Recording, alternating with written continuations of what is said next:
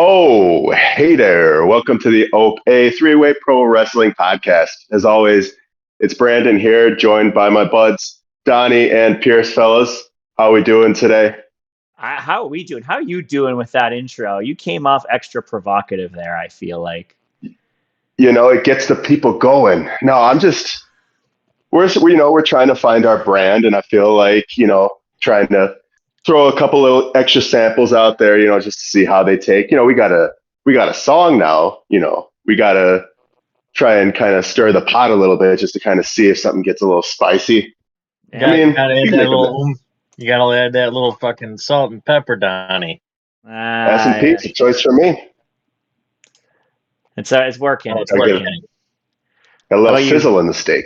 How about you, Pierce? How you doing? I'm doing all right. It's Wednesday. You know what that means.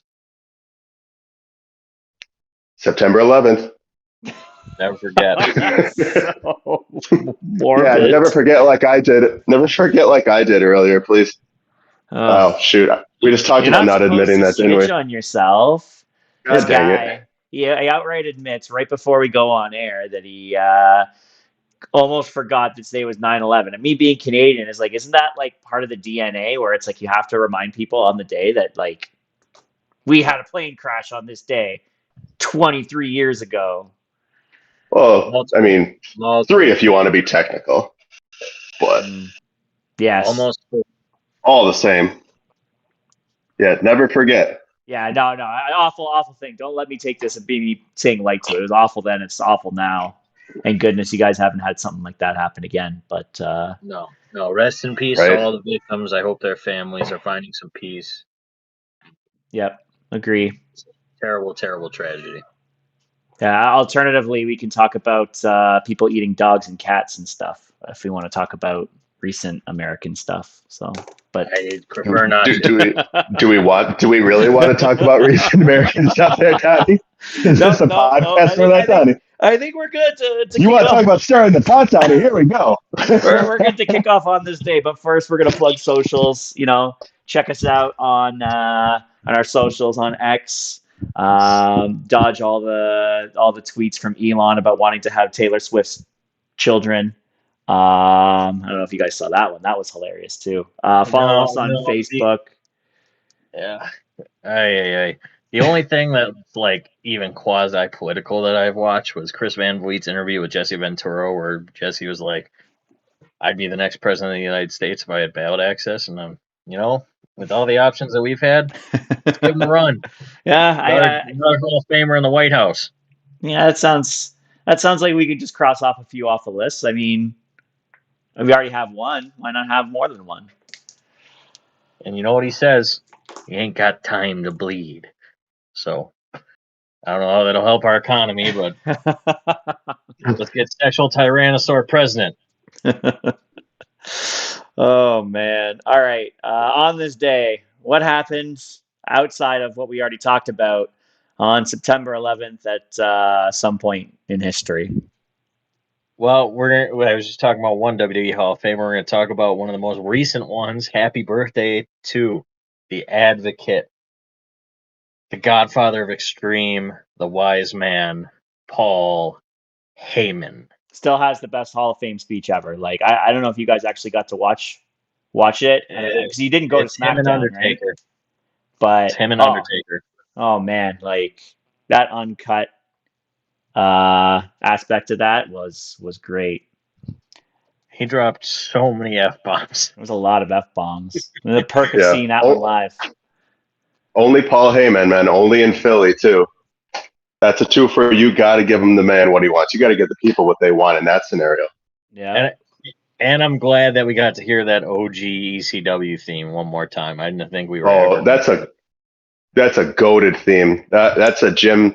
You want to hit a PR in the gym, you throw on that old school ECW theme, boys. You're not hitting PRs off of Solo Sikoa's banger theme song? Come on. Wah, wah, wah, wah, wah, wah. Nah, it's a banger stuff. Could ask. Shout out to Santi. I'm sure he's hitting PRs to that one. That's his little gimmick. It's one of the few for Def Rebel, that's for sure. What's his thing? He can do Bloodline and he can do Japanese wrestlers. and Zoe Stark apparently, because she's got a banger too. But it's about it. I feel like everybody else mid at best. Bring back the CFOs. Hell yeah. Or Jim Johnson himself. I mean, man's. Yeah, that's the one. That's talking about Hall of Famers. I know we're getting off track here already, but how is that guy not in the WWE Hall of Fame yet? That's astonishing. Like his sound is so quintessentially WWE. It's his sound is woven into the tapestry of the WWE. Like just instantly iconic tunes, like instantly recognizable. And it's right. And when you would consider a lot of the names who went in even before him, not that they didn't deserve it, but before Jim, like man. Yeah. Right. Yeah. But pivot back on what happened on September 11th, famously in 2001, obviously the tragedies happened that caused the SmackDown taping to be canceled. And I might be wrong on this, but they ended up doing, I believe it was a live SmackDown 2 days later, and they were the first. They were the first things to come back in. I don't know if it was the first ones to be back in New York for a live show or just the first ones back in general, because I remember there being some significance to it. Let me do a little quick research. Got you on the button here. Yeah, I want to say it was like one of the first live shows that paid reverence to the event, following the event. Yeah, there was something significant about it. Like, yeah, it was in Houston on the 13th. After 9/11. Yeah. And Lillian Garcia sang the national anthem, and it was just not a dry eye in the house. Yeah, so first public assembly of its size. So like first like mass gathering of people. Mm-hmm. So that's significant. Man will never stop the show, even though it probably should have been stopped. I mean, in that case, I actually like. There's some times where he should have stopped the show. Don't get me wrong, but doing it 2 days later, and the way they handled it, I actually don't think it was that bad. I think that was and two. And honestly, I feel like, not to give Vince any credit, considering we're probably going to be talking about him in the next couple of weeks with a doc coming out. But yeah, I mean, when it comes to and it was a time, right? And it seems so long ago now, and it's weird. I'm not trying to get all like, red, white, and bedazzled about it. But when you consider the time, when you consider like what America needed at that time, considering that was something we really hadn't experienced in our era, and for probably since like the War of 1812 or something like that, some craziness. But what people needed was to feel unified and to know that things were going to be okay and that we could move past the tragedy and we could focus on how it is that we rebuild from it. So I feel like that was a lot of the spirit at the time. And I feel like, if anybody would embody that or attempt to embody that, it would have been at the time Vince McMahon and the World Wrestling Federation or WWE, however. Well, they were, I think, still the World Wrestling Federation at the time. Yeah. Yep, they didn't get the F out till the next year. Right. But I feel like it was very apropos, and it was very in vein with what a lot of people within entertainment and sports and politics were attempting to do for the people of America, for the spirit of America at the time. So one of the rare things where Vince, I would say, took a gamble like that on his timing and actually did get it right.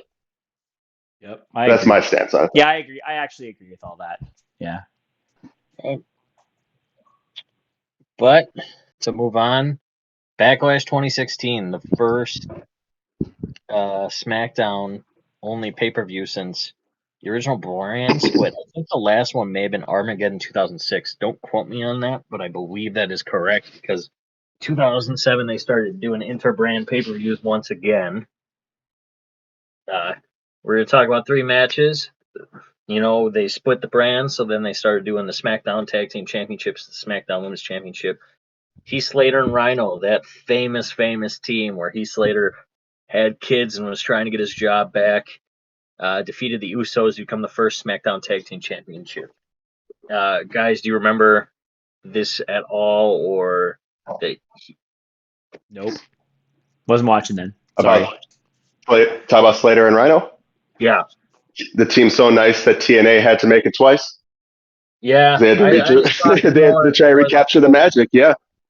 The whole Heath Slater, the story where he was not picked in the draft at all, and he kept trying to earn a job on Raw or SmackDown, and him and Rhino came together, won the title. Yeah, Slater was one of those guys I'd always pulled for a long time.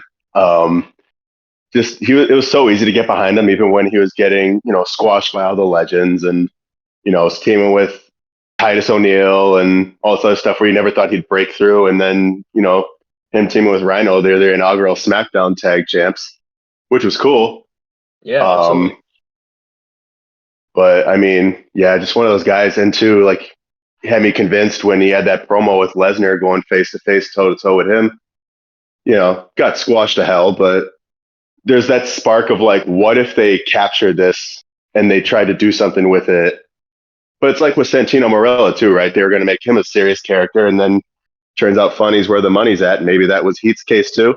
But he's like one of those guys from the Nexus who came with so much promise, and they had outs for him real early on too. I remember they were putting him in matches with like Edge and Jericho and stuff like that. And it's always like a will he, won't he? But yeah, man, I do remember it though. And I thought it was pretty cool. I thought it was like a nice little way to pay homage to the work that Slater had put in for the WWE for the years that he had been there already.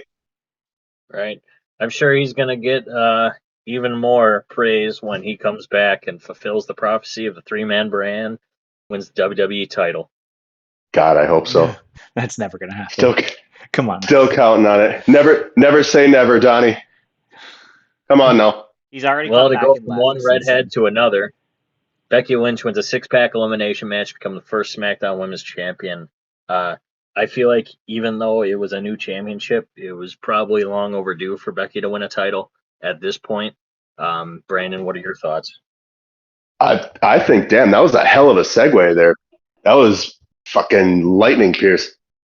That was, kudos for that, man. Whew. Felt it. But no, with Becky, like, again, you talk about someone who, put in so much work. And I mean, obviously now her resume speaks for itself. She is definitely risen head and shoulders above a lot of her peers from that time, even within the Horsemen, I would say. I mean, probably I would arguably say she's done more with her career than like Bayley. Sasha, maybe about on par. I think if we go if we combine booking with actual like fan reception and with current point, I would put Becky at the top of the four. Charlotte had the backing behind her, and she was made to be the redheaded stepchild. Yeah, and Sasha did a lot of good until she took her ball and went home, and then that's kind of slowed her down a little bit. But Bayley, I don't think has ever been in discussion to be number one. No offense to Bayley, I love Bayley, but she just wasn't put in that position to be the number one person out of those four. So, which crazy considering she was the longest running women's champion on SmackDown for a while till Rhea pretty much eclipsed her in that regard. Well, if she hadn't gotten injured, it would have been over. We're talking title lineages. Rhea would have eclipsed Bayley. Yeah. But yeah, apart from that, which is crazy. Because you think like with the longest to say that longest reign, that should dictate that you're probably the best of the four. But like, I don't think you could have personal opinions that would say she's like the favorite of the four, and that is totally understandable. But like, I don't think you could hear anybody realistically argue that she's the best of the four horsewomen. I don't think. I don't know. Yeah, I still want Bayley. I still want to know if Bayley's going to be my girl. I've been wondering that for 12 years now. And she's still ain't gotten back to me. Every international audience in WWE history. Yeah, I tried to get it going in Philly there, but it worked. You could hear it on the other side. It just barely, almost took. We were singing it on my side. Sure was singing on my side too, and on the other side, but it just never linked, fortunately. All right, what was the main event for that card? We're going to go from a horsewoman to a fake horseman. Shout out to, I believe the stable was Fortune. Brandon, you may be able to quote me on that, but AJ Styles, a man that was never thought to win the WWE Championship, defeated Dean Ambrose in the main event to become the WWE Champion. I mean, well deserved. In his rookie year in the WWE, he killed it completely. He took the ball, knocked it out of the park, caught it himself, and then went home. Absolutely. Well, and in only a manner that AJ Styles could. You talk about a rookie year in the WWE, and that's really irrelevant when you consider AJ Styles and the scope of what he's brought to the sport of pro wrestling, man. Like, I mean, the second he comes out in the Rumble to go with Roman, they put him with Roman immediately.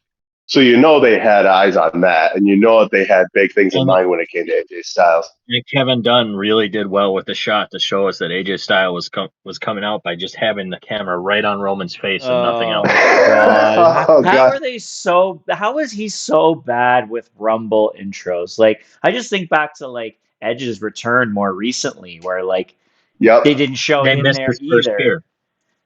And it's Yeah, like, same thing. Yes. thank God he's gone. It's like one of the few instances where a company like that, he'll have like, whoa, we captured alternate camera angles, and it ends up being the exact camera angle he should have used in the fucking first place. Yeah. Yeah. Like his To way of shout saying out- sorry. To shout out the former Dean Ambrose from his book Mox, fuck Kevin Dunn. Yeah. No, that's one of the few things I can respect from that guy. Yeah, Big that's John one of the things you Moxley could probably hater, put in but, his. But You could put that on his Hall of Fame plaque, I feel. Yeah. I mean, Styles' rookie year was insane. He had those bangers with Roman. He had a good feud with Jericho. The feud that's against the face that runs the place that made him, after this match, the champ that runs the camp. And Brandon, you're more TNA guy than I am. Was I correct that his fake Four Horsemen stable was Fortune? You're correct. Yeah, the Fortune Four. Yeah, it was AJ. I think it was Bobby, James Storm, and damn it, was it Kazarian or was it Desmond Wolfe? I think he came in like Nigel? a later. Oh, that's gonna bother me now. It was. I didn't want to say it was gonna be Kaz, but like, because Kaz was the front line with AJ. I know that when they were going up against the main event Mafia. Oh, scheisse. The original Let me take a look. group, I can tell you who they are because I have it up here. Originally consisting of leader Ric Flair, AJ Styles, James Storm, Kazarian, Desmond Wolfe, and Robert Roode. So there was more than the Four Horsemen. 6 of them total, counting Flair. Well, the Four Horsemen had what's his name in their corner for most of their. JJ Dillon. Yeah, they had Was it JJ Dillon? So that's. And then the fourth person in the group kept cycling each time. So, Ric Flair becoming the JJ Dillon makes sense. They still had 5. And Ric Flair. Which throws things off and probably explains why they didn't last very long. I'm just telling you what I'm seeing, man. It's TNA. It's gonna be bad. You can't count to 4.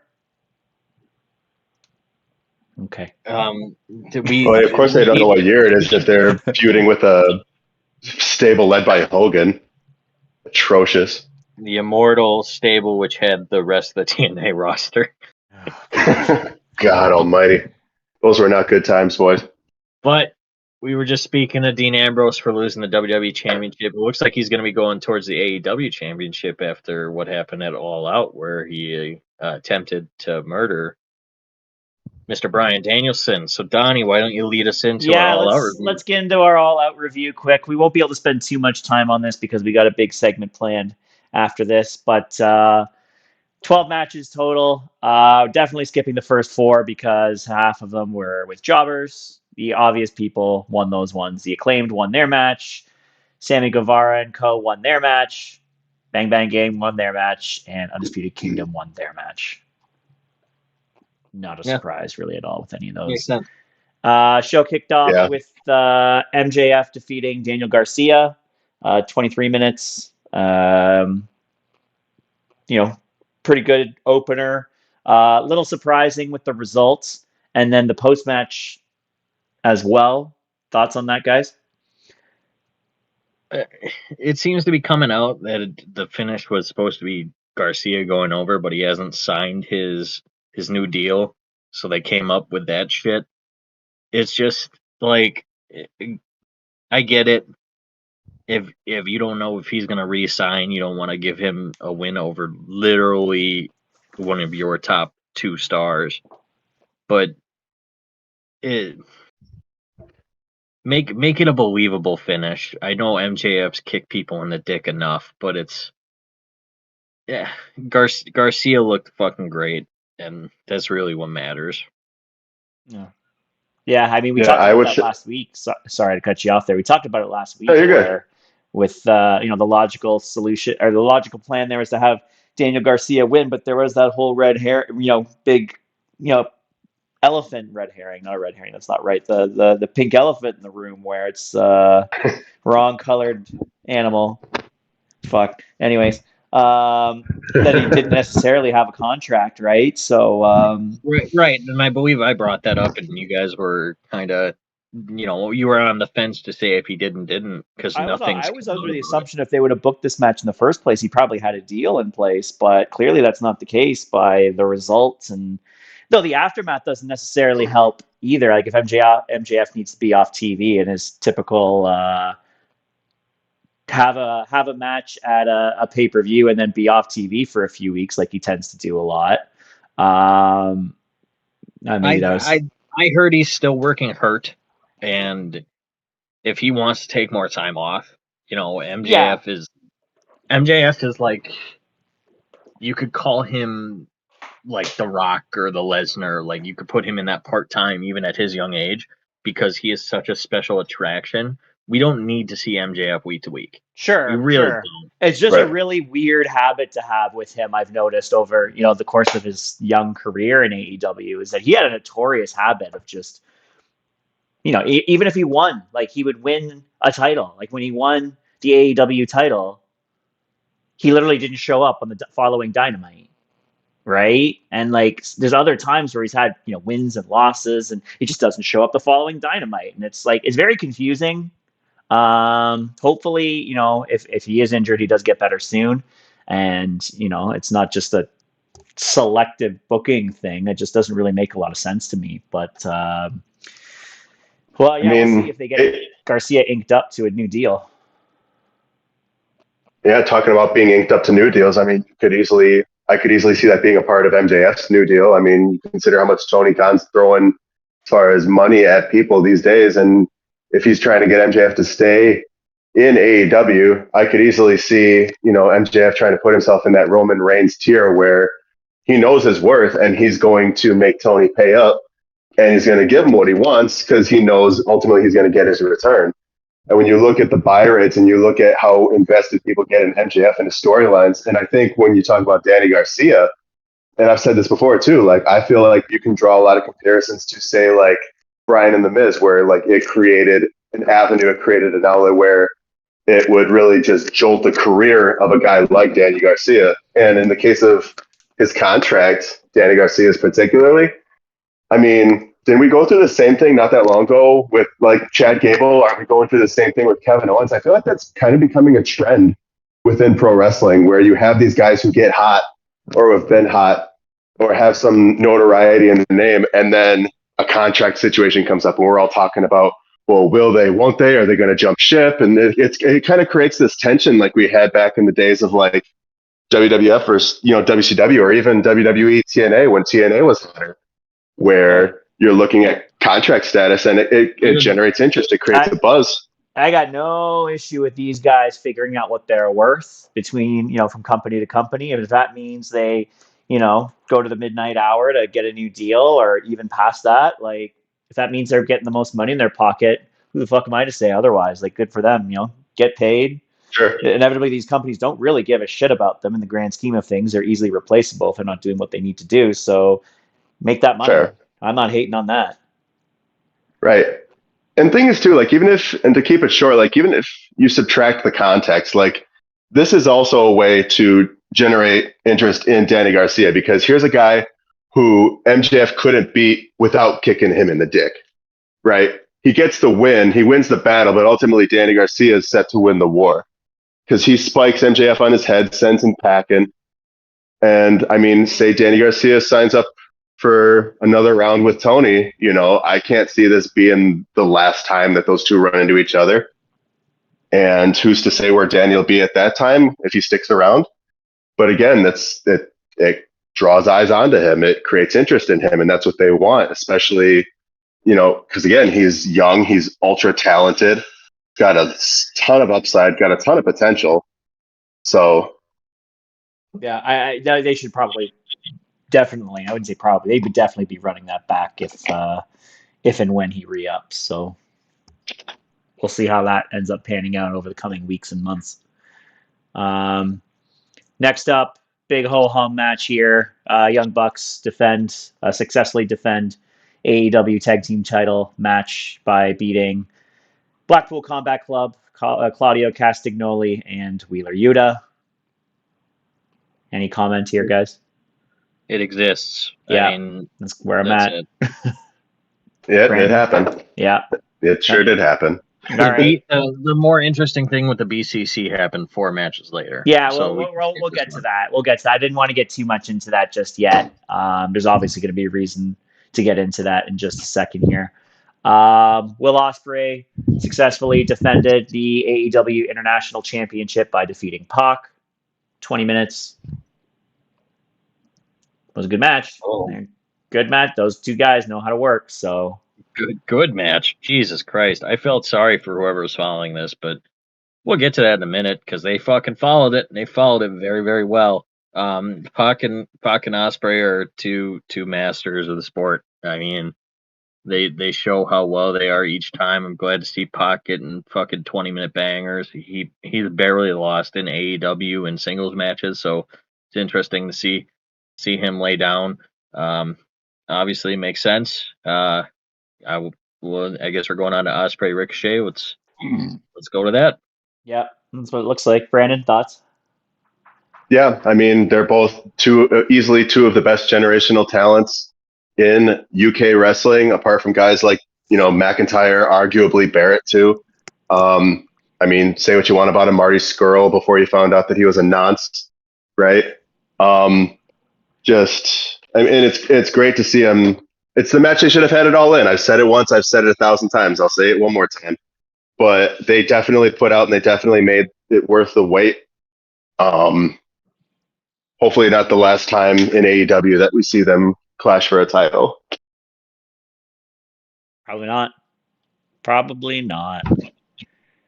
The match that followed was also a banger, which was a bit of a surprise from me, admittedly, and probably some viewers at home too.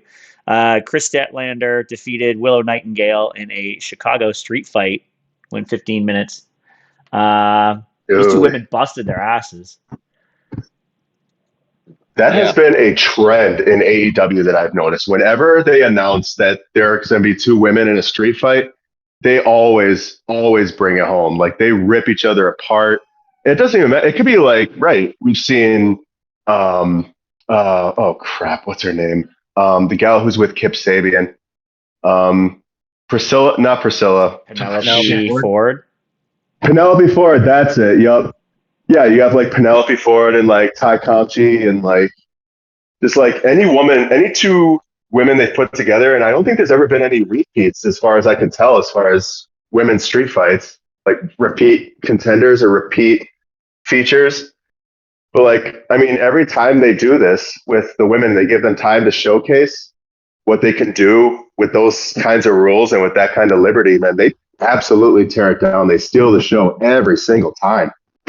Yeah, that was the one match where the AEW fans on Twitter were going up in arms because one of those matches, I think the Bunny was in it, where it had higher ratings than Roman on SmackDown. But it goes to show again, and they earn that too. They earn every bit of that notoriety. Right. These women were put in literally the most impossible spot. I was seeing shit online about people in AEW saying, "Oh, I hope we're not following Ospreay Takeshita when Ospreay's debut match was," and I believe that was Full Gear this year. and you could say the same thing about this match, but they showed up, they showed out. They were lucky to have that street fight situation, which gave it an edge to be different than what we just saw. They took some of the craziest bumps I've ever seen. Willow's lucky she did not get a concussion from getting kicked in the back of the head on that table spot. I've never seen somebody do a split onto Tax. That looked painful. And yeah, they just beat the shit out of each other, and it's a well-earned, 4.5 stars, 7 if in the Tokyo Dome. Speaking of the Tokyo Dome, I suppose, Kazuchika Okada successfully defended his AEW Continental Championship by defeating Konosuke Takeshita, Orange Cassidy, and Mark Briscoe. So, yeah, you are even wrong with guessing who would be in that match. No Murder Hawk again, but Okada wins. Not a surprise. Set up for Takeshita Okada at Wrestle Dream. Not a surprise. That's all that this match needed to be. Yep. I get why they didn't have Mark Briscoe lay down, but it is, again, it's weird to see Orange Cassidy take a pinfall loss. Just don't put him in the match then. Anyways. Just leave Orange off the card and everything's fine. I like Orange Cassidy. I mean, he's got a banger of a theme song. He's better now that he's not opening every episode of Dynamite. Hater Donnie. Tell me I'm wrong. Tell me when I'm telling lies. You're telling lies. I'm not telling lies. Definitely not. I was not the only person that was even an AEW fan that was tired of Orange Cassidy opening up Dynamite every goddamn week. He helped make the International Championship what it is today.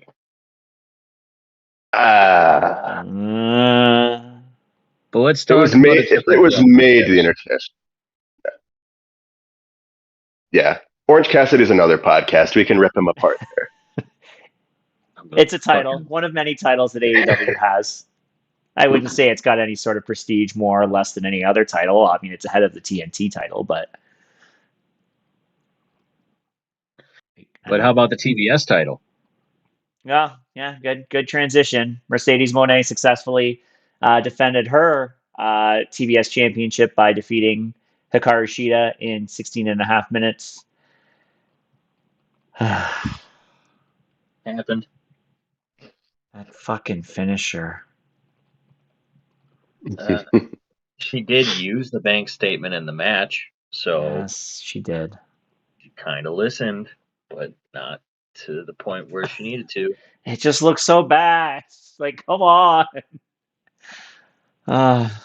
She shouldn't have a strength finisher. It just doesn't fit her. Not when she's smaller than basically everybody else she's in the ring with. Except for Riho. I think Riho's and Kairi Sane have been the only people that have been smaller than her that she's done that move to. So when you know it looked pretty okay against them. Yeah, shocking. Moving on. Second last match. Big one here. Not by the result, but for the aftermath. Bryan Danielson defends successfully. It's a common theme here on this show. AEW World Championship by defeating Jack Perry. That was to the surprise of nobody. 27 and a half minutes. It was a long match. Post-match, we have a attempted cash-in by Christian Cage, which gets thwarted by the Blackpool Combat Club, who then proceed to suffocate Bryan Danielson in a plastic bag. You did not call that part. I called the breakup part. You called the breakup. You called the Christian Cage shenanigans. You did not call the attempted murder. Yeah, well, John Moxley. I wasn't expecting to see John Wick that day. Come on. John Mox does the John Wick. Yeah. I bring us up an obvious dynamic here where, during that segment where Pac is holding Wheeler Yuta back, and he's still trios champions with Claudio and Pac. So I don't know what the hell happens there when you got a guy who clearly did not want to see Bryan Danielson get attacked, but Well, did. Donnie, you just have to check into Dynamite tonight to see what the aftermath is. Okay. You don't have enough hashtags in there, Tony. Hey, happy Dynamite Day, 8, fellas. 8 p.m. Eastern, 7 Central. On TBS, I think. You would be correct, sir. It'll lead to an interesting dynamic there. I mean, if it, I know you aren't a huge Mox fan right now, but right now he has become, with the man in the main event, the most interesting person in AEW because of this new character direction. And I'm very interested to see what the hell is going on, why he is interested in Darby Allin, why he has now legit attempted murder, which is actually a callback to WCW. If you guys don't know, Terry Funk and Ric Flair. I believe Terry Funk was suffocating Ric Flair. I might be wrong on that, but it's a callback to then, and it was not liked then, even by Mr. J.R. Jim Ross. He probably didn't like it here either. So I guess let's see what's going to happen. I don't mind That does sound like something Terry would do. Yeah, it does. I don't mind the whole bring something new to the character, get some more story driven stuff like that. I'm a fan of, but the specific kind of stuff that he tends to like to prove his toughness, intensity. I don't know what the right word is there. It's just not for me. So I don't think you'll be that surprised to know that the whole bag spot was pretty meh to me. It wasn't that bad. It was it wasn't the worst thing I saw on the show. So I'll say that. But yeah, it wasn't my It cup of does tea. get worse. Yeah, it was not my cup of tea. But I do appreciate trying to bring relevant storyline to him. I just hope it doesn't devolve into more just gore porn in a wrestling ring. Well, it seems like AEW is going more story focused right now, which they really need to. You can't just put on dream matches every week and hope for the best. Agreed. And them focusing more on their characters, focusing more on their stories, leading into matches that turn into essentially dream matches because of how good they are for the most part. In the long run, it's going to help them. It's going to help them grow, and it's going to help them get better. Brandon, anything to add to that one? Yeah, I mean, correct me if I'm wrong, but last year, 2023, was one of, if not AEW's worst year on record. So, and even I think even into 2024, the first quarter, first half wasn't the greatest.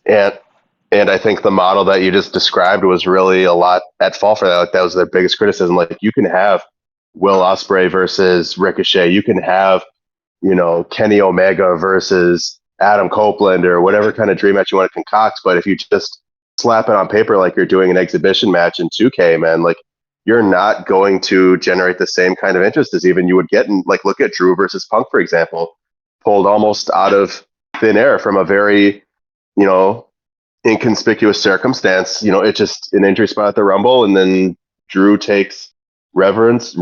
What's the word I'm looking for? He relishes it. We'll say that. That's the R word we'll use. He prayed for it. He prayed for it, and it happened. And it happened. It sure did. And I mean, you can imagine he prayed for the kind of relevance he's receiving now, the kind of attention and focus that he's receiving because of the aftermath of all of that. We're coming up on Bad Blood, which we'll also cover in October. We'll probably go retrospect on the feud between Punk and Drew at some point as well, along with the feud following the feud we're about to talk about today. But I mean, it goes to show that you need, like Pierce is saying, you need stories. You need something that grips people that they can relate to and that resonates with them. And you need that to propel your feuds, your matches forward in order to create draws, to create relevance, to sell tickets, merch, whatever, pay-per-views, PLEs. Yep. And man, they're doing that. They're learning from their mistakes coming up in the second half of this year, though, in AEW. Yeah. And All Out has been a strong statement in that. And they sure showed it in the main event, which transitions us to our next segment. We're not actually going to go into detail about the match right now because it is instead going to be involved in our new segment, kicking off tonight live on the Ope-Eh three-way podcast. It's rivalries. So what we're going to do is we're going to set up a debate like structure where we talk about famous rivalries in professional wrestling. It can be current, it can be historical, it can be hypothetical potentially. We haven't really got that far yet, but in this case, it's going to be discussing the feud between Swerve Strickland and Hangman Adam Page. So how it's going to work is, in this case for this feud, Pierce will be taking the side of Pierce. Swerve Strickland. Whose house? Swerve's house. And that means Brandon will be taking the side of. I mean, I'd scream it, but I just had my roommate there, and I don't want him looking at me weird. Hangman Adam Page, who, by the way, did nothing wrong. Hey, we'll get into that again. Don't spoil your points here. So I don't think he's anxious anymore. Let's just put it that way. So he seems pretty confident. Still a millennial cowboy, but no longer anxious. So just to kick off this the how this feud started before we get into how the debate works. Back in early September 3rd of 2003 or 2023, excuse me, was All Out. Yeah, I know. Fuck, I can't even read my own writing. Was All Out 2023, and the match that kicked off that show on the pre-show was the over-budget charity battle royal, which was won by Hangman Adam Page. And the following Dynamite, he was having an interview in ring with Tony Schiavone about who he was going to donate this over-budget charity prize to, and he talked about the importance of teachers in schools and how he was going to be donating it to a local education charity. And from there, he tried to transition into talking about what happens next. And then out comes Swerve Strickland to start this very heated rivalry that we saw culminate on Saturday night. So we're going to cover 5 different criteria in the course of this rivalry. We're going to talk about their in-ring performance, so who actually performed better in the ring. We're going to compare their motives, what was their reasoning, their logic for doing the things that they did. We're going to talk about their actions, so what they actually did, not necessarily in ring, but just like some of the story-driven things that they've done. The felonies. We're going to talk about the felonies. The felonies, sure. In this case, we're going to talk about their character development and how that translates to them being a better product potentially on the show.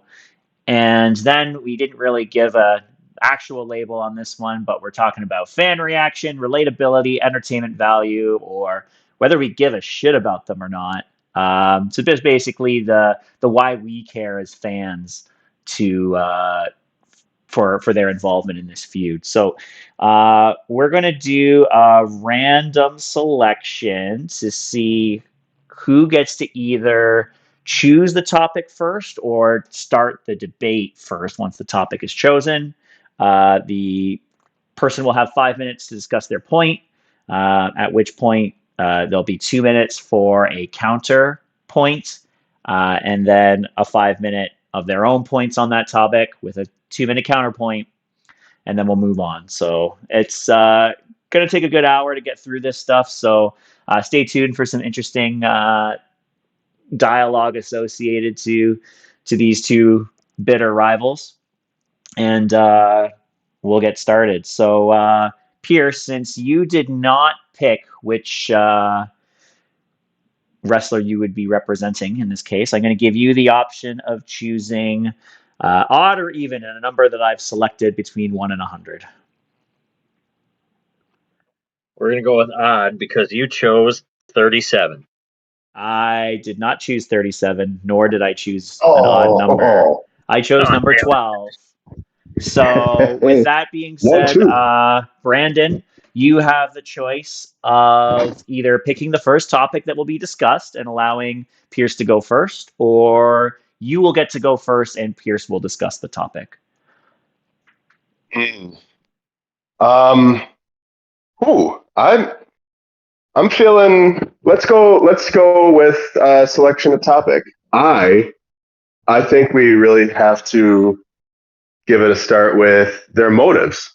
I think we have to figure out what causes this feud to click. Okay. With that being said, Pierce, are you ready to discuss motives? Yeah. Okay. We're going to start you off in 3, 2, 1, go. So the motive for the character of Swerve Strickland was and still is the same, and it's fairly simple. It's being the best, being at the top of the card. He thought that Hangman had all these opportunities and was wasting them. You know, he mentioned in that first promo that Hangman's ring attire had not changed for an entire year. He was gaining weight. It seemed like he had, hitched his, proverbial horse to the elite wagon. He won the world title and he became stagnant after he had lost it. He really wasn't caring about his position on the card, and that pissed Swerve off. One of the main things that he said in that promo was, if I had the opportunities that you had, I would be the first black AEW world champion, which actually turned out to essentially become a prophecy because of this feud. Swerve got to that position on the card and became the first black AEW world champion. The motivation now is still probably regaining the title, but it comes down to being taken serious and being shown as one of the best wrestlers in the company, known for having the best wrestlers. And the motivation for some of his actions I'll get into a little bit later, but it's the character motivation for Swerve Strickland is being taken seriously, being the best, and becoming the world champ. You good there? Yep. Okay. Brandon, did you want to counter any of that specifically, or did you just want to get into your own point? I'll let you decide. I feel like I can go into my own, because honestly, when it comes to this rivalry, and this was hard even deciding, because I do have a lot of respect for the character of Swerve Strickland. I have a lot of respect for his work, but am I starting? When it comes down hold to on, hold on, stop. Sorry, I know you just just started. Are you starting? Sorry. You get a 10-second penalty. Damn it. You got to let okay. me count you down, sir. You got to let me count you down. Okay, we gonna cook it fast. We gonna flash fry it. All right, here we go. All right, 3, let's go. Let's 2, give her 1. So with Hangman, right, he had been given a spot. I mean, not that he hadn't earned it. When you consider his career leading up to AEW, where he was pretty much selected to be the poster boy, the future, if you will, of the promotion. He was kicking ass in the Bullet Club, well, getting his ass kicked as well. But he was having, baller feuds with Jay Briscoe and the like, where he was really starting to come into his own and show his intensity and show people why he should be considered the future of pro wrestling. And when he got to AEW, the Bucks, Cody, they were absolutely right in placing their faith in Hangman Adam Page. When it comes to his motivations, it was simply to validate the trust that was placed in him, and it was not ill-placed whatsoever. When you consider the 5-star matches he's had just being in AEW, 6 to my count, including when he won the tag champs with Kenny Omega against the Young Bucks, including his World Championship match with Kenny Omega himself to win the championship for the first time, ending what was then Kenny Omega's record-setting AEW World Championship reign. Hangman's motives, you get past all the glitz and the gold and the glamour that his time in AEW has brought him, his motivation's really, and it's been underlying this whole time, it's about his connection to the people around him, and by extension, the connection to the fans in the pro wrestling world.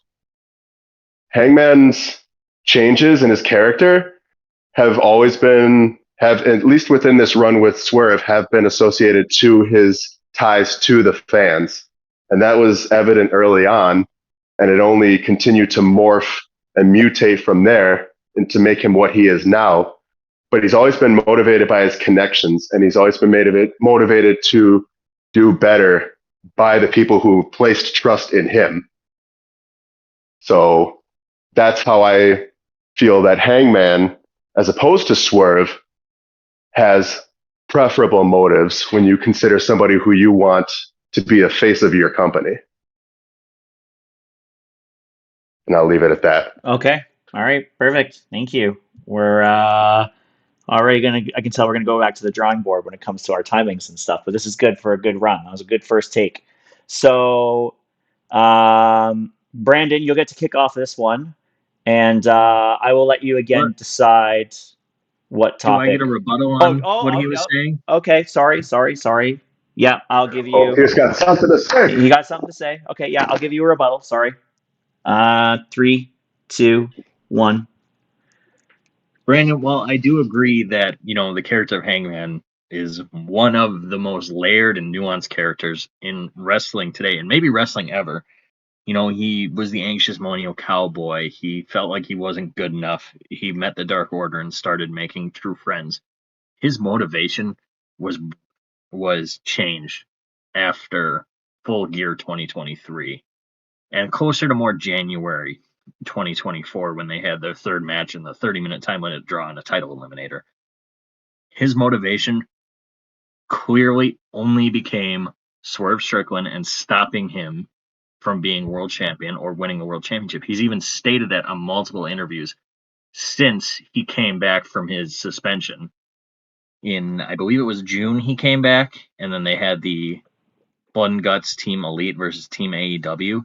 So his character motivation now is completely different from when it was at the beginning of the feud. And I think that you have to take that into consideration with the character of Hangman Page, because right now, psychologically, his motives are all fucked up. The character of Hangman Adam Page is philosophically broken right now. And I think that you have to take that into consideration when you look at this feud, because Swerve Strickland's motivation has not changed, while Hangman's clearly has. Okay. Thank you for that. Apologies. Like I said, we're gonna have to iron out how exactly what word these structured. But no. I own that one. Moderators got to practice too here. Okay. I'll be handing out points and commentary at the end, so we don't want. It wouldn't be Ope-Eh 3-way if I didn't give you any shit. Nah, it's fair, man. It's all fair. You know that. Man. I'll be giving out my points, like I said, at the end of the debate, just so we can keep things moving here. Brandon, you'll get to go first again on this one, and you'll get to pick the topic again here. So I get to pick the topic on this one, you said? Yeah. So we'll have the person who goes first to pick the topic on each subsequent one. So it'll be you picking again, going first, and then Pierce will pick the next one, so on and so on. Okay? All right. So let me think here. Well, we just talked about their motives. I feel like we really should talk about the actions, like what it is that they did to each other and for each other in this feud. Okay. 3, 2, 1, go. This is me, you said? Yeah. Sorry. I mean, from the outset, right? And it was funny that Swerve, one of the primary points he made between him and Hangman was that they're nothing alike. When you look at their in-ring finesse, right? And I feel like they're both very, very well-rounded guys. Hangman's a little bit more of a hard hitter. from what I can see. He's just a little bit more on that hard-hitting side.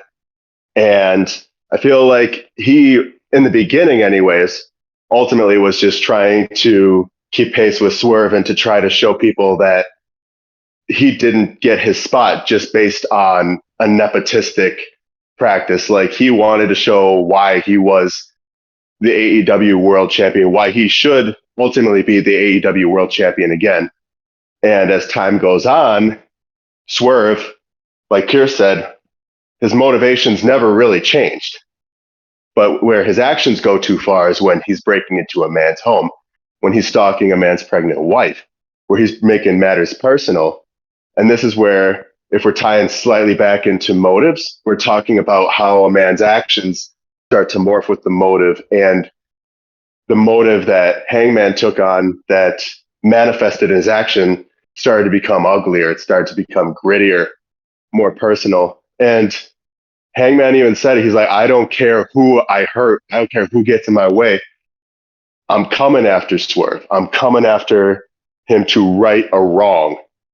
And whether that meant jumping Evil Uno in the back because he had to open his mouth and say that he was in the Casino Gauntlet at All In, whether that was trying to get one over on him prior to a triple threat match at Revolution, Hangman, as time went on, did whatever it took in his mind to keep Swerve away from the spot that he felt like he wasn't going to be given up.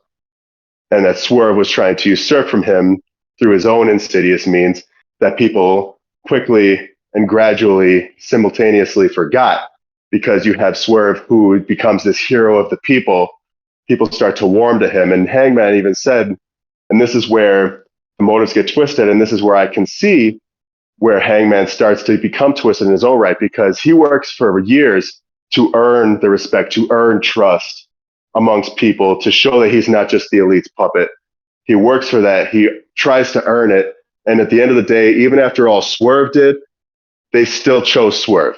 They still chose him.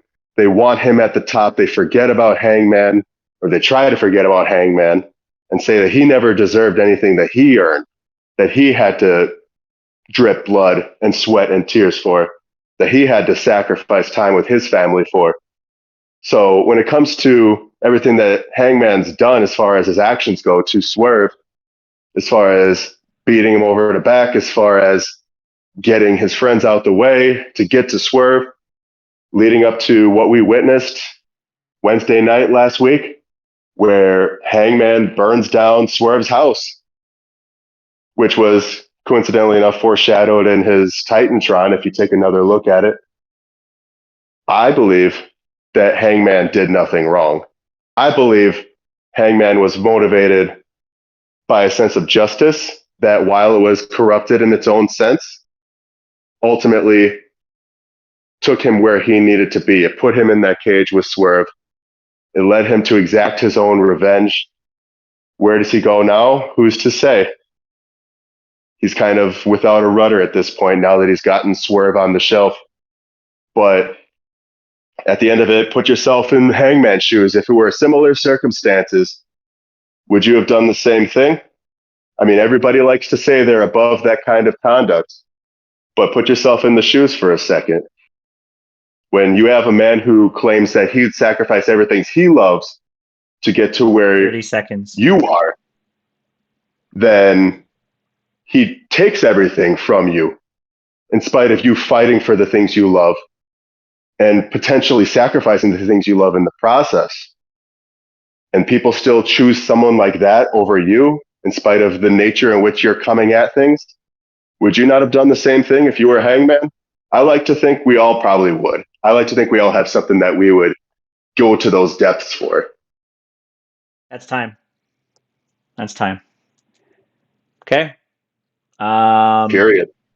Pierce, did you want to rebuttal that or start your own point? I'll start my own point and kind of bring the rebuttal into it. Okay. Count you down. 3, 2, 1, go. So, yeah, it goes without saying that, yes, Swerve did break into Hangman's house with Prince Nana.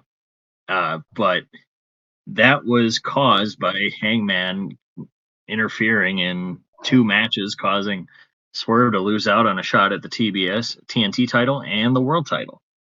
And he did leave his son a present to show, whose house it was.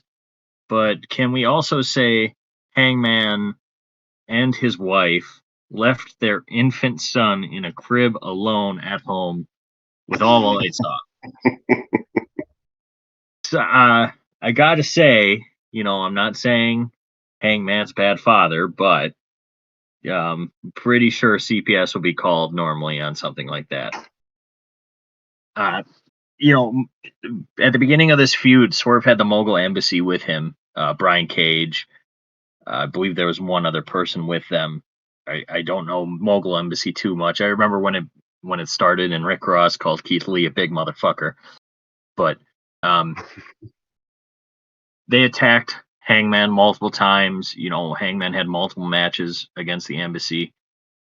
But after Full Gear, after the crazy match, which we'll get into in one of the next topics, Swerve mentally broke Hangman with his actions, breaking into his house and showing, you may be the main character of AEW, but really, whose house is it? It's Swerve's house. To the point where after the Revolution match, it caused Hangman Page to get suspended and almost fired from AEW. His actions caused Hangman to legitimately break, to the point where Hangman was sober, or I believe he was sober. His character, his drinking was what was causing his character to become this anxious Millennial cowboy. His anxiousness was caused by his alcoholism, and it caused him to break his sobriety.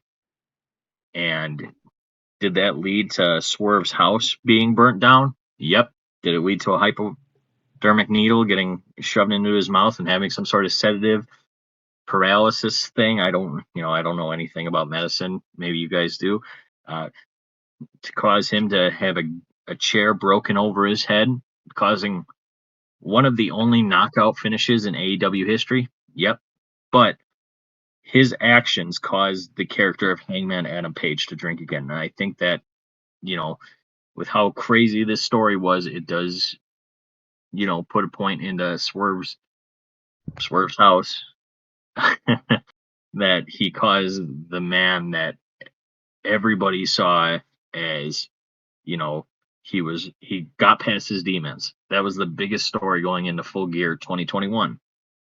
He got past his demons. He learned to love himself. He made friends that weren't the elite, and was finally to a point where he felt okay with himself.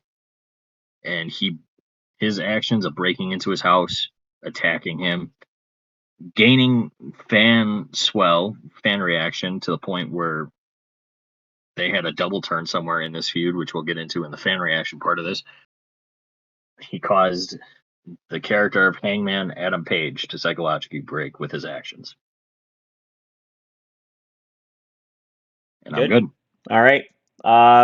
Brandon, you have an opportunity to rebuttal if you want. I'll let this one go. Okay. So that takes us back to Pierce. There's 3 topics left: in-ring performance, character development, and the fan reaction, blah, blah, blah, blah, blah, blah. Give a shit meter, I'm going to call it. It's your choice. Give a shitometer. Give a shitometer. I like it. That's not what I'm picking, but that's fine. I just figure we give it a real name.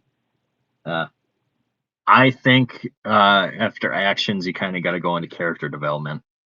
Okay. I'll count you down. In 3, 2, 1, go. So the character development for Swerve is that he became a face. He started respecting the fans. His continued excellence in the ring, the way he carried himself, his swagger. He held himself as a star. And even when the embassy turned on him, Prince Nana, shout out to Prince Nana, who's been here since day one and is still dancing away. Caused him to stick by his side despite the embassy being his group. And, you know, there's a reason that Nana won Manager of the Year for PWI and Swerve is the number 2 wrestler of 2024 behind Cody Rhodes. And it caused his character just continued to develop as a star. It wasn't his character motivation and character development kind of go hand in hand. You guys can agree or disagree with that. That's up to you. His character motivation did not change, but his development as a star and a megastar even it went up exponentially. He main evented Wembley, and that's not an easy feat. There's been 5 wrestlers total who have ever done it, and you can see him start to become the next face of AEW. You know, they had the match at what's the June pay-per-view? Is that Forbidden Door? They had the match between him and Ospreay at Forbidden Door. Everybody thought Ospreay was just next in line to be AEW champion, and he beat Ospreay. He very, very, very was very close to beating Bryan Danielson and retiring him. In fact, the only reason he lost to Bryan Danielson is because of Hangman Page showing up and causing him to take his eyes off of him. But the only development for Swerve was when his house got burned down, and then the main thing for him was getting revenge on the man who did it. I'm good on this one. Brandon, do you want to rebuttal or go straight into your? Yeah, I feel like I'll mix it up. I can do a little bit of both. Okay, I'll count you down in 3, 2, 1, go. So as far as development goes, Swerve, I think part of what drove him to link up with Hangman was the fact that he was stale, he was complacent. And complacency is being the enemy of many a man, including Stone Cold Steve Austin, who in his promo when he joined ECW admitted to becoming complacent and to just taking the checks as long as they kept coming in. So maybe that might have been the case at some point with Hangman Adam Page as well. But then you see it takes a man with the motive and with the capacity to act like a Swerve Strickland in order to shake someone out of a complacent rut. And I think the manner in which Hangman developed, and this is where I say, and you're dead on, Pierce, when you're saying that Hangman is one of the most layered characters in pro wrestling, where you take his development from the beginning of this feud, where he was just on his way to another AEW championship. Well, he had won money for charity, right? But arguably also on his way to another AEW championship match. Because let's face it, that's where the track for Hangman Adam Page usually would lead. And when you have someone who is showing you that you're not as hot shit as people claim to think you are, then you start to doubt yourself. And especially that creeps in when you're going to a town, say like Seattle, where Swerve is the obvious favorite, and you have Hangman coming in expecting to get some love, and it starts to bother him that he's not receiving the love he thought he perhaps was either entitled to or that he had earned.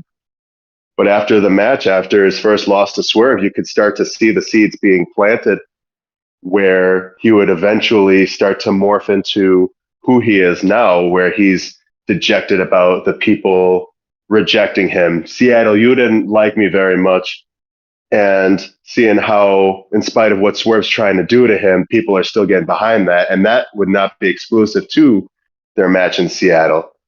When you have their Texas death match and you start to see more of the sadistic nature of Hangman Adam Page coming out, this anger, this rage that fuels him forward, drinking the blood and spitting it out like a mist of Swerve Strickland. And in spite of everything he did to try to get the people on his side, in spite of everything he tried to show the people how he could be just as bad as Swerve. He could be badder than Swerve. He still came up short, and he would continue to come up short, including their time limit draw, where he very nearly lost, which admittedly, could he have kicked out before the timer went off? Who's to say, right? That one's up for speculation. But Hangman clearly was not going to give Swerve the satisfaction of getting more time to try to prove a point that he should have proven within the time that he was allotted.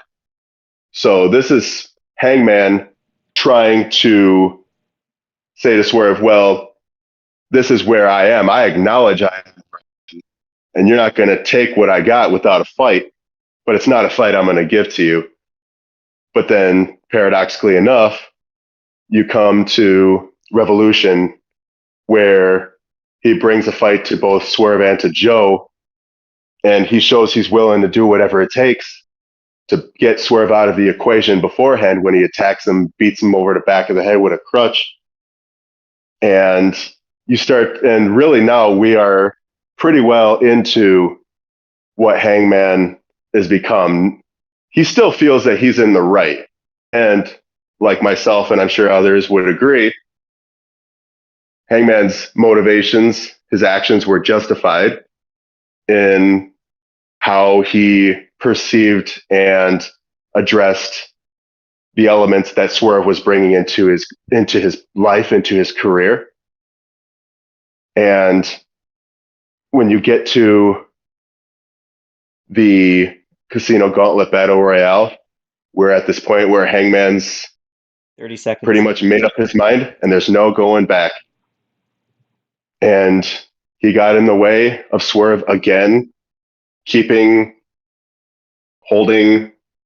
relishing the AEW World Championship. Come All Out. He does whatever is necessary to finally put the demon of Swerve Strickland behind him. Though who's to say, because I am one to believe that Hangman That's time. is still motivated. That's time. Sorry. Another 10-second penalty. You got to keep it on the same playing field for everyone. So, fair enough. Pierce, did you want to rebuttal at all? I wanted to apologize to the viewers. Maybe I'm going a little fast and going a little quick. Donnie might be able to be the one to tell me that. But we're fine. We're fine. We're just feeling this out. Don't worry about going too long or not long enough. I'm not worried about that. If you guys are happy with what you're talking about, that's the most important thing. So, did you want to rebuttal though, or did you want to move on? I have one small rebuttal. Okay, I'll count you down. In 3, 2, 1, go. Again, Brandon, I think you're right on the money. But it seems like you're forgetting that character development is thrown out the window when Hangman drinks. There is no development. The alcoholism is part of his character. It's intertwined. It's been intertwined since AEW started, when he was with, they kicked him out of the elite because of his drinking. His match with Kenny Omega and against the Young Bucks. They had that promo. You were just a jobber in Ring of Honor. He's sitting there with a glass of whiskey. And as soon as Hangman's lips touched that liquor, his motivation changed and became that of a crazed madman. And, this will lean in more into the fan reaction. After the match on Saturday, when he acted like he was going to go back into the ring, there was an audible gasp in Chicago, which is one of the smarmiest wrestling towns in the world. They were scared. That character development is now essentially a horror villain. And I think that needs to be said. Okay. I will get us ready for the next point. Brandon, you will be leading this one. Here's 2 left. So, in-ring or fan react. The give a shitometer. I'm sticking with that one for now until someone tells me not to. I feel like when you say it like that, I feel like we got to really leave the best for last. And next, we got to go with in-ring ability, because the give a shitometer, like we gotta really hype up that give a shitometer. All right. I feel. All right. Oh shit! Yeah, Bush. Going into in-ring performance in 3, 2, 1, go. So again, I feel like it's really hard to contrast Hangman to Swerve because, like he said, and ironically so, that they're nothing alike. Swerve had said that. However, I see so many similarities, and I think Tony Schiavone even made a point in one of their matches where they're actually very, very similar. They both hit hard. They both are not afraid to take to the air. Hangman obviously he pulls out some surprises when you see him and you think he's about one style, he jumps into something totally different. He can fly with the best of them. He's adaptive in his offense. Obviously the Deadeye, arguably one of the better signatures in pro wrestling. I'd say it should be his go-to finisher. If maybe I haven't been paying attention, if it had been over the buckshot lariat, which is much more like sizzled and sauced in my opinion.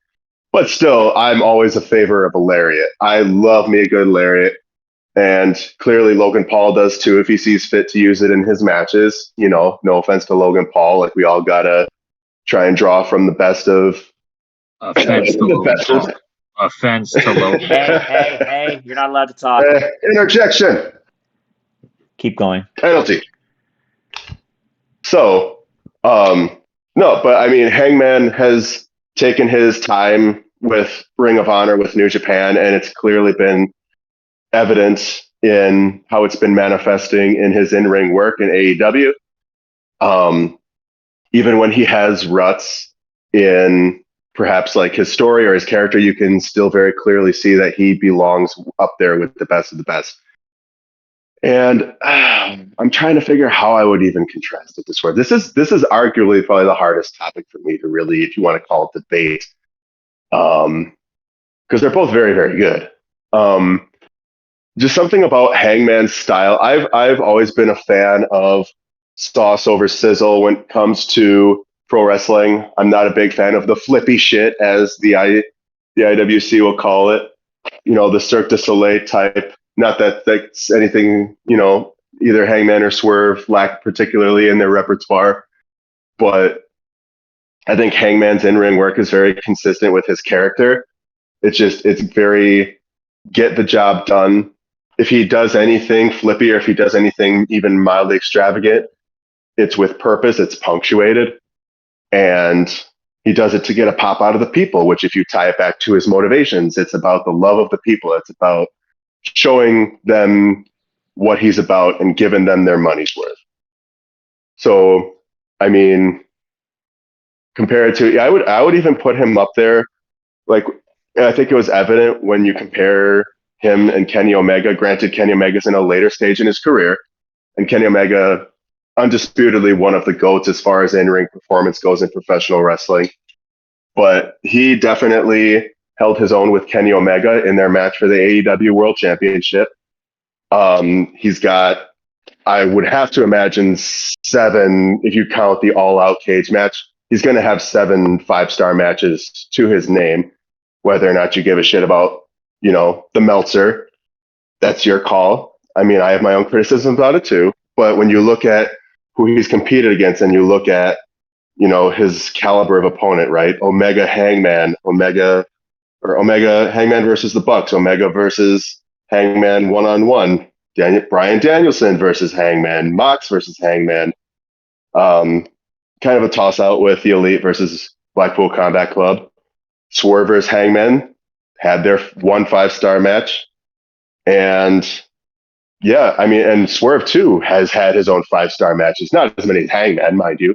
But, I mean, not to say he couldn't keep up, but with Swerve out of the way now, I think we can expect to see a lot out of a grittier, more rage-induced Hangman. And it might be bad for the entire AEW roster that Swerve is out of the way.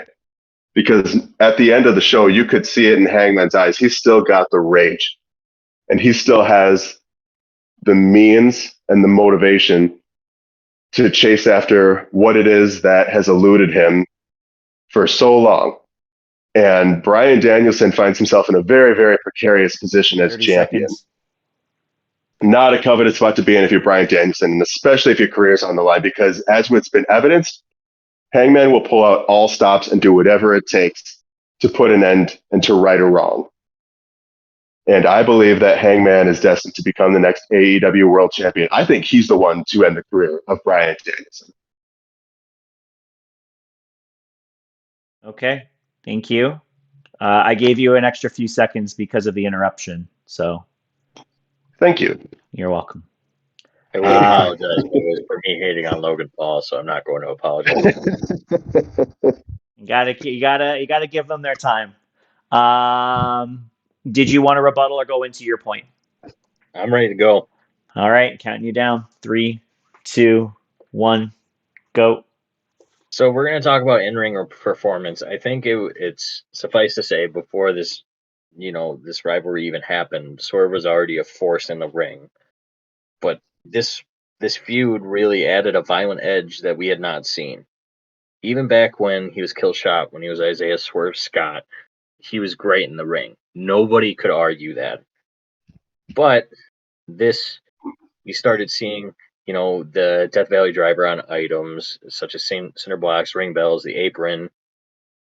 In their first match, he did need outside interference to win, but he did win. In their second match, though, I don't think anybody saw Swerve winning after they saw Texas Death Match. That is Hangman's match. It's like Cena in the I Quit match. It's like Darby Allin in the Coffin match. It's like Undertaker and all 400 of his match types. But then when you had the visual of Hangman drinking his blood, Hangman taking a stapler and using it against him, and Swerve taking it and stapling himself with it to say, "You can't fucking hurt me." And having the visual of him choking out Hangman with the chain. It became one of the most brutal and disgusting matches in AEW history. Their third match was dead even, another banger. And Brandon, I think you're right. I think that first match was Swerve's first 5-star Meltzer match, which, the Meltzer is a stooge for the most part, but his word is still seen as gospel to a lot of people. And it made these matches made Swerve better and better and made him even more of this star and megastar, because then you start seeing 5-star matches with other people. You had his amazing match with Will Ospreay, 5.5 stars, which breaks that 5-star rating, which kind of gets broken all the time now, but I digress. That match was insanely great. You had him versus Christian Cage, which was very good. When he defeated Samoa Joe to win the title, it was good. And then you had that beautiful match with Bryan Danielson. I don't think it was anything other than 5 stars for that match. And then you get this fourth match, which I don't know if I would call it the most brutal and disgusting in AEW's history. I think you can make the argument that it is, because they beat the shit out of each other. That power bomb onto the cinder block is just like, why would you want to do that? You're fucking up your back for life. But Swerve's in-ring performance from this feud kept getting better and better as week to week. From his promos to his matches have gone from good to great to even the best in AEW, and adding that violent edge of being the guy who is going to take everything and keep coming, to the point where Hangman needed a needle and the craziest chair shot in the history of AEW, besides maybe that one that hit Cody and fucked him up real bad, to knock out Swerve. And I don't know if that's the first knockout finish in AEW history. Don't quote me on it, but I can't wait to see what's next for Swerve. And Brandon, I'll agree. I think Hangman should be the next AEW champion. I don't know if he'll be the next one. I think it's either going to be Christian or maybe Darby Allin.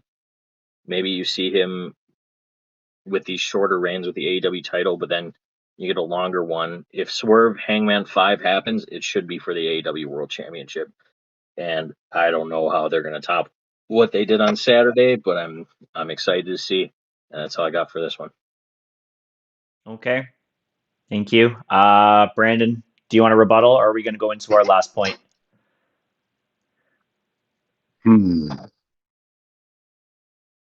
I think we can go into our last one. Okay. That'll be kicked off with Pierce on the give a shitometer. Give a shit. Give a shit. Give a shit. Oh, I thought we were going to harmonize for a second. Hold on. That's fine. It's just 1, 2, 3. Give a shit. Give a shit. Give a shit. Give Wow, a that shit. wasn't harmonized at all. Come on. We tried. Well, to be fair, my sound was coming in and out too, so I was having a hard time rocking the beat, as the kids say. All good. I as moderator, I had to shut that one down there too. But Pierce, am I good at counting down? Lead me in, Don Mod.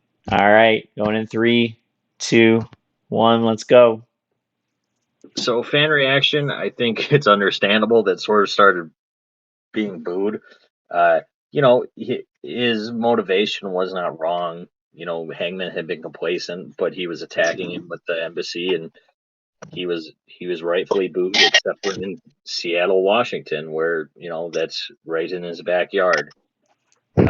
Those boos got even louder when he broke into Hangman's home and left his child the shirt. But after that death match, and even during the death match, when the crazier spots started happening, I think realistically the turn, you could say, well, I don't think it was a double turn necessarily at the same time, because Swerve was kind of a dickhead in his feud with Danielson. But a double turn would probably be when the drinking of the blood was, because I don't know your guys' thoughts on it, but that shit is disgusting, even to this day. Even if it happened, in ECW or any CZW, GCW, would still be gross. And this happened on a mainstream wrestling show, and the cheers started to get louder and louder, and then he had an excellent showing in the C2, where he was one of the finalists. He was I think he was tied for first in his block with 12 points. Cheers started to get louder. Having Prince Nana and his dance, the fan reaction started to get louder and louder and louder. Somehow the home invader became the clear babyface as Hangman grew more and more into insanity. And, an AEW title win, a well-deserved AEW title win, multiple incredible title defenses, and it showed him to be a clear star of the future for AEW, and he's earned his fan reaction. That's all I got for this. Okay.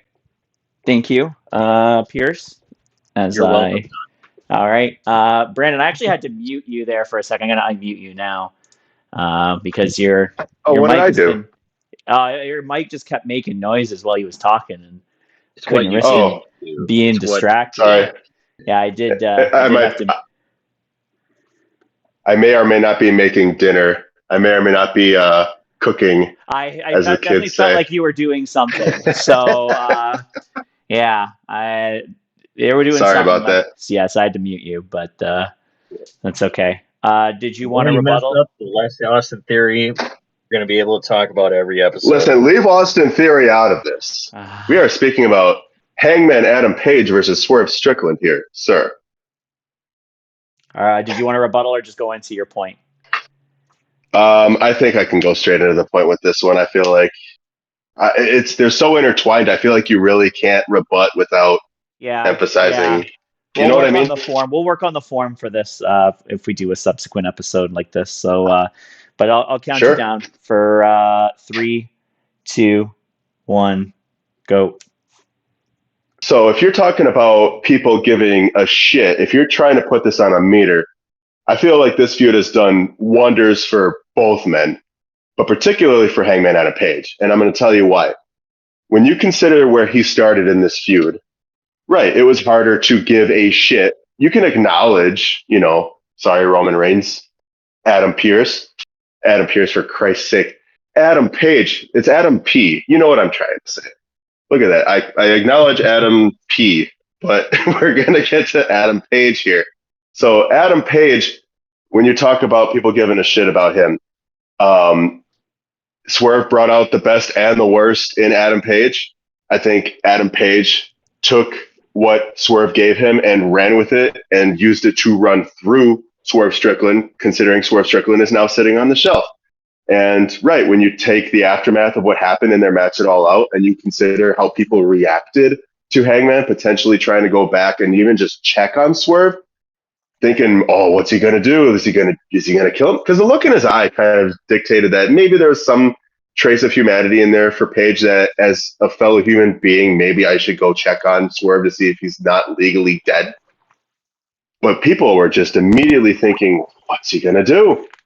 They lost that trust in Hangman that they initially had in him for being the babyface of the company, for being the trustworthy figure.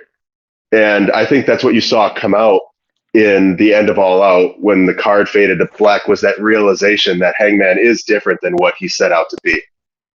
And I think it's for better or for worse when it comes to his character, when it comes to where he wanted to be versus where he ended up. I feel like it's generated so much more interest in Hangman Adam Page as a character. I feel like people give so much more of a shit about Adam Page than they ever did before.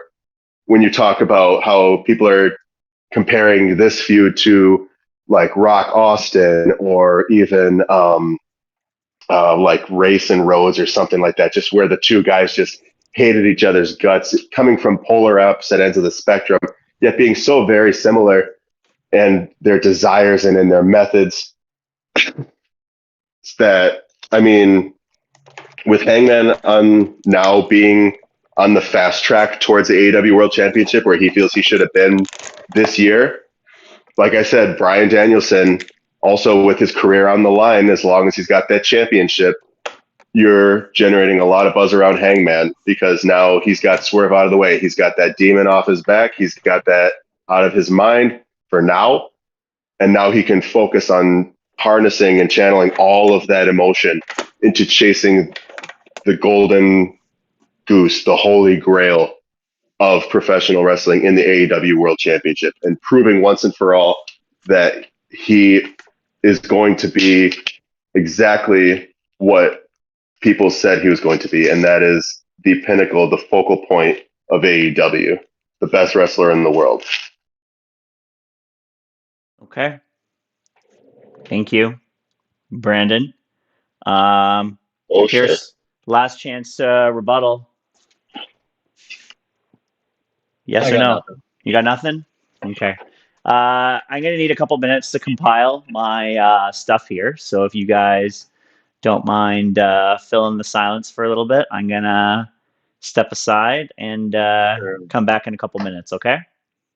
It's breakfast for dinner, boys. It's breakfast for dinner, in case you were wondering. I'm sure Donnie's findings are going to say something like AEW is shit. It's so bad. Blood is bad. Just kidding, Yeah, Donnie. that's what we get for having a Canadian moderator. Speaking of AEW, it's going on right now. It looks like there was a TNT title match between Jack Perry and Leo Rush that, unsurprisingly, Jack Perry retained. It looks like there was a Christian promo, and looks like Don Callis is calling in his favor with Will Ospreay for something.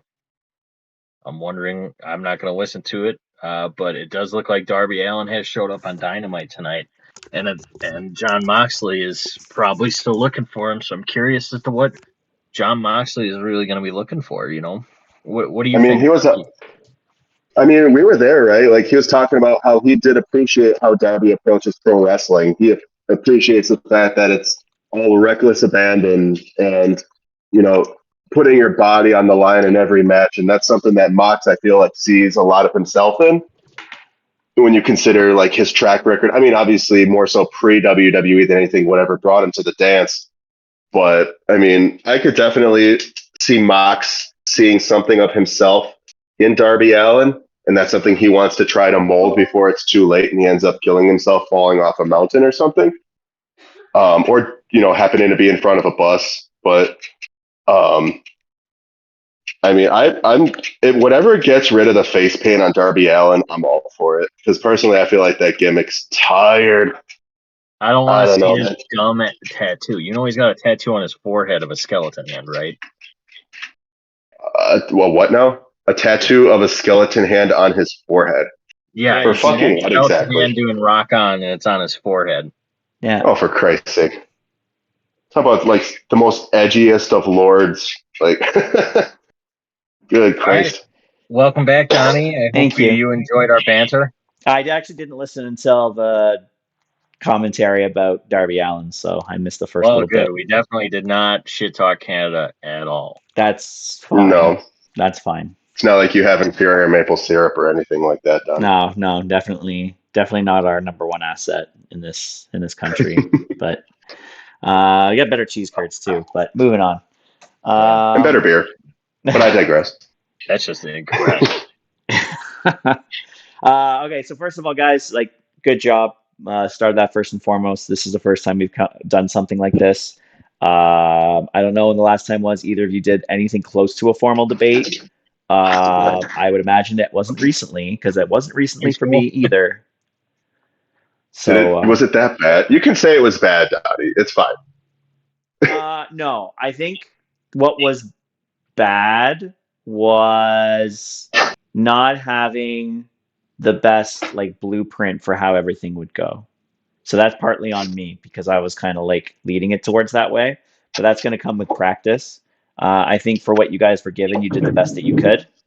I think if I give general feedback, I think the best thing I would say is once we establish whatever the criteria is for a subsequent session, maybe we just try our best to stick with the criteria. But that's going to take practice. That's going to take figuring out what relevant criteria is because we didn't know if this was the best stuff to evaluate on. So that's the only real critique I could give you guys specific and not worrying so much about the actual content itself. So good job. And I mean that seriously. We did our best, Pierce. We appreciate you modding, Don. Yeah, try to keep it fair. Don the Try to mod. keep it so, like, it's very easy for me to get my biases involved here and who I think is oh, actually no, I do have one more critique. The fuck am I talking about before I get it? Can we not bring up Meltzer as like fact here? Fuck's sakes. Like, both of you guys, I understand why you did what you did, but like the 5-star match is a legit thing. Like, people look at those as a barometer. I mean, hey, Don, it's a proven fact. Bret Hart said this out loud that if Meltzer rated his match highly, he felt good about it. And that's Canada's favorite son that's not named. Is good Wayne for Gretzky him. Canadian? I would like That to is get your Bill god, Goldberg's Don. opinion on this. I think Bill Goldberg should be weighing in on this before I give it any sort of actual tangible evidence. But yeah, that was one thing I guess I could say too. Both of you did it too, so I don't feel like I'm picking on either of you. But Meltzer's a hack. His metrics are outdated. Wasn't a fan of that. But anyways, if we use like cage rating, like the rankings are on there. Like, I feel like that. Okay, Tony Khan. That would be. I mean, it's at least it's like what the fans think, and not just what one old guy who doesn't even know how to clean his own room thinks. Well, We're giving you a deep dive. That Texas Death Match is the second highest rated AEW match of all time. I'm not sure what the number one was. I wouldn't. It's got to be the Hangman Kenny Omega Young Bucks tag match. That's my favorite match of all time. I wouldn't be surprised if that was number because one. it's your favorite match. It must be the highest rated. Yes. My opinion is God. Okay, match. Meltzer. Didn't know that. Oh boy! All right, I'm gonna get into the actual criteria here. Again, we're just kind of secret. We're just kind of winging this. Jeez. But Brandon, I liked a couple of the points that you brought up about how he's trying to Hangman's always trying to validate his place, whether it be in the top or with his partners or stuff like that. I thought that was a good point. And that he does battle for those people, and that's he kind of tries to reward people that put trust in him. I think that's a very good motive. Pierce, on your side, using Hangman's actions against him as motivation was an interesting approach, I think, talking about how he got lazy and how he was privileged in the circumstances that he was in. I think that was an interesting approach to the motive there. But inevitably, at one point that you really said that really fired in with me was that he did make that kind of damning prophecy about Hangman become his reality by becoming the first black champion. And with that, I think I got to give that one to Pierce. I think the motivation there that actually became reality in that sense. And then him highlighting that was the extra little point in the cap there. So motives, I'll go to Swerve. Talking about their Whose actions, house? Swerve's house on that one. I'm gonna say it every time I get a point. All right. If I don't get a point from here on out, I'm gonna fucking look like an idiot. I can't spoil anything. Talking about actions. Talking about how Swerve became stronger as a result, and that it was Swerve's actions that led Hangman to be who he was, and not the other way around. I think that was a very interesting point as well. Swerve didn't really change in too much, but he just maybe got a little bit more for the fans. But his personality, I don't think, didn't really change through his actions. So I thought that was a good take. But Brandon, you really got a point too, where you said he just did whatever it took to keep his place where he was. Right? He kind of understood that he wasn't in the best spot there. I mean, that was even brought up in the first promo too. That he was opening All Out on the pre-show by Swerve, funny enough. But that he would do whatever it takes to stay like relevant and on the roster. And with all of his actions that he did that were very many and very gruesome and very many that I was not a fan of as a sports entertainment fan, first and foremost. I do think that Hangman did lead by his actions there. So that's a point for Brandon and the Hangman. Hey. Talking about character development next. Brandon, again, talking about how he went from someone who was a champ to someone defending his place. We talked about that in his actions. That kind of led to his character development too, which was true. He was kind of being more defensive. And he had to adjust to some of the lack of respect that he was getting from Swerve, from the fans, even your constant commentary of him doing nothing wrong did lead to character development in that sense that he changed who he was, and he had to evolve to what was going on around him because he wouldn't have survived otherwise. So that was a good point. Pierce talking about how Swerve became a face and overcame the booking that he was going through at the time with his faction. And the big damning point on Hangman that you nailed, I think, was you don't really get character development when you're drunk. That was a banger of a point. That may have been the best point in the entire debate. So, Pierce, you get a point for that one. Whose house? All right, so you got to say it again. So the in-ring work. Drunk is a character. Yeah, it is, but it's not developed. It's not desired, right? It's not desired, but right, it's moving in a direction. That's all I'm gonna say. You can go back, and the entire beginning of Hangman's character journey from the little man that he saw him was to AEW World Champion had to do with him kicking the alcohol. That's why I brought it up. And that's fair. And I think, right, it continues to play a role in his character developing, bringing out those traits, right? Like it brings out the evil in him, as alcohol will, provided you're abusing it, like Hangman, I'm sure, is to a degree nowadays. But this is characters. I can't speak for the man. Anywho. In-ring work was the toughest one. Again, because you were both right and said they had a very similar ring style. Swerve a little bit more athleticism, Hangman a little bit more brutality, physicality, whatever you want to put it as. I think Pierce, you brought up a great point about Swerve wasn't bothered by a lot of what Hangman did in the ring, and he embraced it even. I think that was a good point. And then, I mean, I did write down about him getting a match that had more than 5 stars, but I did write it down. I hated writing it down, but it was a good point if you want to talk about the He actual. actually had 2 now that I think of it. Yeah. The Danielson was 5.25 and Osprey was 5.5. I hate that you know this off the top of your head. When you first met me, you were kind of surprised at the things I knew off the top of my head. Yes, but like Meltzer rating, like knowing who main evented which WrestleMania is like cool. Like you could just bang them off like that. But Meltzer ratings, I don't know, man. I don't know. It's intrinsic to AEW to know the ratings. It's as simple I as that. suppose it is. I suppose you are correct. In order to lead a good argument regarding AEW, you must know Meltzer's opinion. Your words were never spoken.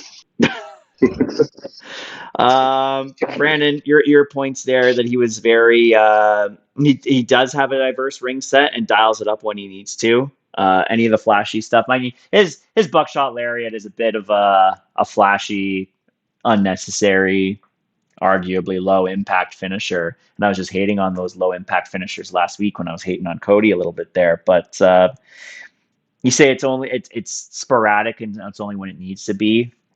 I think you pointed that out pretty well, and it's his actions are very consistent with his character in ring. I think is very true from what I've seen.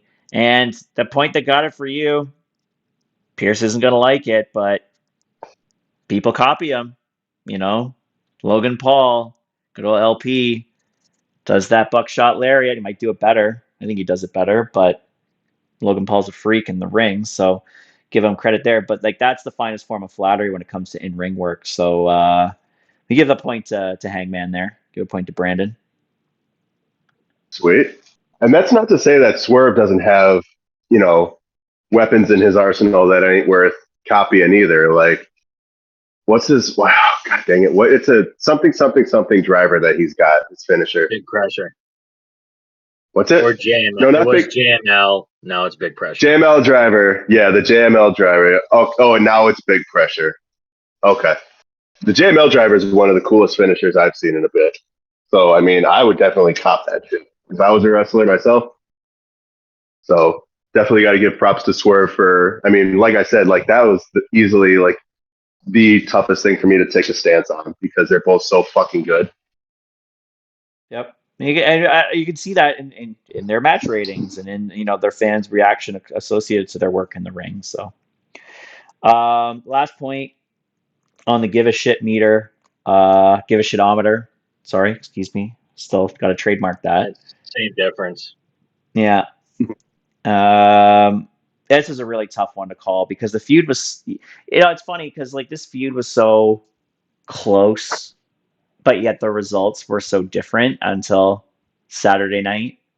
You look at the track record of their results in the ring, and you would think that it should be a slam dunk on who would win this. But to go back to the start of the feud and where they were, you had Hangman opening up a pre-show, and in comparison, they both elevated their game. Swerve became champion, and Hangman became relevant.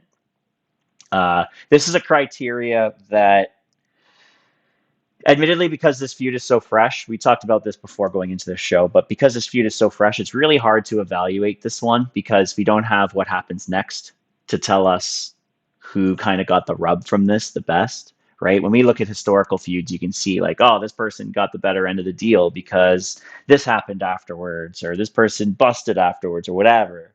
We don't have that benefit here.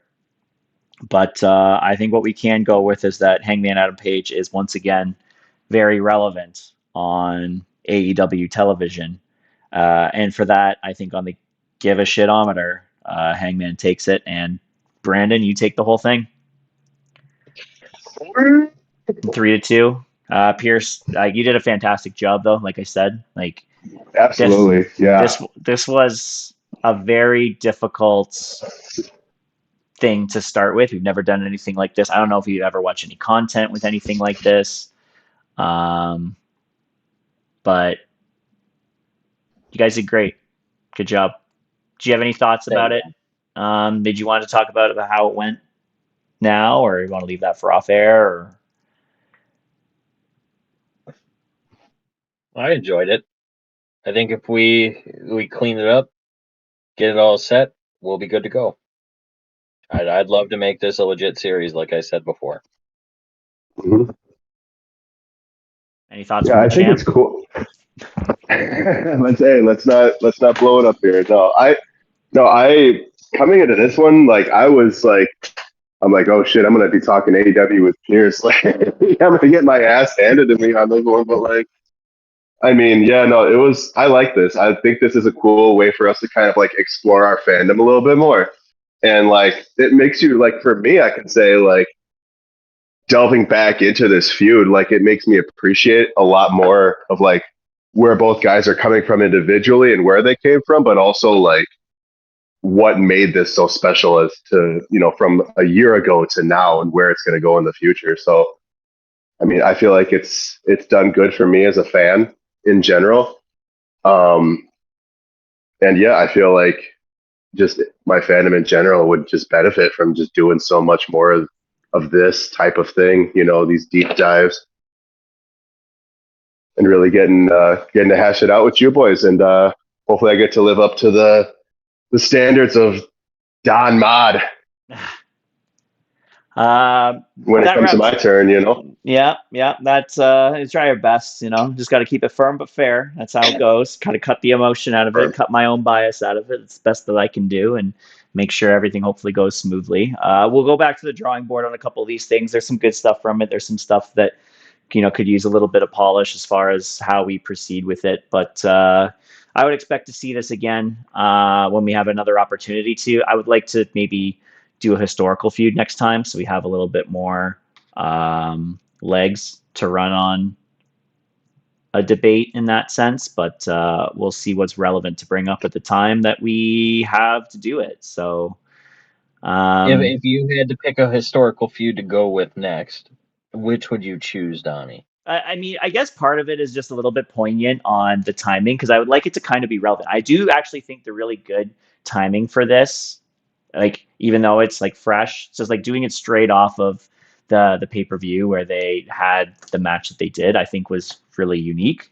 Probably not what you would see other people in the industry, in the social medias of the IWC doing. I think this is a bit unique already in its own right, but I think it's a little time dependent. Like if you ask me if you're doing one in 2 weeks, I think Vince and Stone Cold might be a good one with the Vince documentary coming out, like we were talking about. I think if we did it around Survivor Series, you could see Brett versus Sean coming out that way. Like it'll depend on what's hot in the news, what's hot, like what time of year we're at, things like that. But those are two that come to mind first and foremost, I'd Okay. say. I think if we stick AEW, easy would be MJF, CM Punk. I don't know your guys' thoughts on that rivalry, but it really does transcend AEW. It is a generational wrestling feud. I agree, but we do got to lean off the AEW a bit, I think. We've been doing a Right, lot of AEW content over the last bit, so. I agree. I'm just saying, if we're talking feuds in AEW, that's probably the greatest one that AEW's ever done. Yeah, I would say that one's the one to go with there. It's legitimate cinema. I would like to do Batista Triple H. For me, AJ Styles John Cena would be poignant going into John Cena's retirement year. I don't want to do Cena Orton. There's no story to that really. That's just me. I mean, if you guys want to do it, I'll absolutely moderate for that one. Brandon, what about you? If you had to pick a few off the top of your head right now. I feel like you can really delve a lot into like I'd like to do, and I feel like when we talk about expanding the fandom, right? I feel like even kind of branching away from the right, like I guess the big two or whatever you want to go with now, like um, Kevin Steen and El Generico, or like Kevin Owens, Sami Zayn. That feud's been going on and off forever. You know, best friends, bitter enemies. I feel like if you want to stay away from it, another good one would be a Raven Tommy Dreamer. Oh yeah, Raven Tommy Dreamer is a very underrated feud. Very, very. It's sad to see like what Raven's kind of devolved into. You know that guy? He actually was in Mensa. I don't know if you knew that about him, but it's like one of those special intelligence clubs. It's like the premier intelligence club in the world where I think you only get one shot at it too for the test. But he's a very, very intelligent man, is Raven. And he was a very, very underrated performer, in my opinion. Oh man, who are some other really good ones? Like if there was like one other good feud. Scott Steiner versus the English language. No, I'm just kidding. We're losing you on your mic. generational I know you're problem, busy working, but you're losing you on the mic. Uh-oh. Can you hear me now? It sounds like you're in the back cave. Oh, really? Hold on.